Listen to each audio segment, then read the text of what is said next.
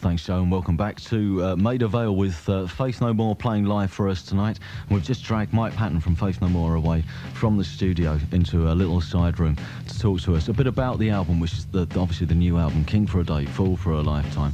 The first album which you recorded for a long time with a new producer in a different environment. Did that give you a sense of freedom doing this? Yes. You know, having a new guitar player, having a new producer, we recorded outside of our hometown. We did a lot of things differently this time, consciously, because felt right. You know?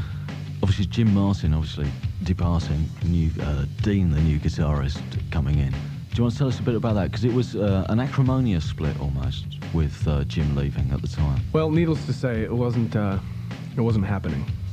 Like any married couple, and that's more than anything, that's what being in a band is like, is being married to, you know, a few different people.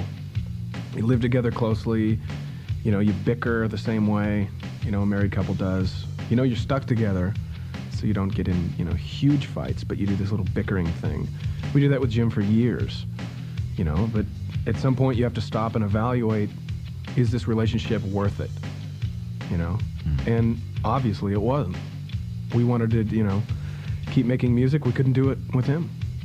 So you come to the writing of the new album, a lot of which you did without a guitarist. What did you have in your mind when you were writing this LP? Because I've read somewhere, going through some of the press clippings and everything, that you felt Angel Dust was an uncompromising album.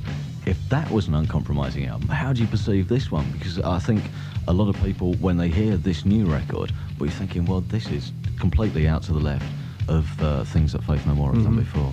Well, that just proves that we don't really know what it is we're making.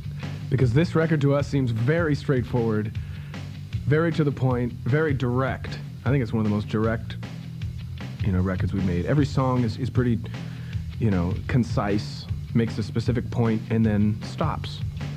There's some aggressive songs on there, yeah, definitely. I also think that there's some very, very light cocktail stuff on this record, you know? So there's some definite martini shit going on. I always look at Faith No More and think this is a band that exists outside of all the trends that have been happening in America, and to a certain extent being exported to the UK.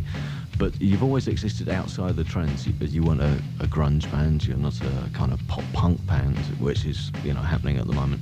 You always had your own distinct niche. Do you think that? I think that we've been able to use some of those niches to our advantage at certain times. Use it. You know, you should never, you know, you can't isolate yourself. You have to know what's going on. You have to know how to apply yourself. But you've never been anyone that's kind of fitted in. You always seem like the misfits. A lot of that is decided by people who are smarter than us. You wouldn't like to fit in. I distinctly feel, though, you know, what we were saying. We're not uncomfortable with it. Yeah. I think it's important that we can put ourselves into a pop context. I think that that's essential for a band like us. We're a rock band. Who cares? It's not that we're not doing anything that extreme or that weird. It may be weird the way we execute what we hear. Maybe that's funny. As far as belonging to a specific clique outside of pop culture, I don't think any of us are really that interested in that. Our identities aren't that tied in with this band. I think we can be whatever. Weirdos, freaks, fetishists outside of our band, in our personal lives. Weirdos and freaks. Faith No More on the evening session. Well, I can say that we all enjoy that Joyrider track. Roddy, you enjoy that Joyrider track. You can speak into that microphone if you want. Who was it? Seven Sisters? Joyrider. Oh, Joyrider. Cool. Yeah, that Very was good. Cool.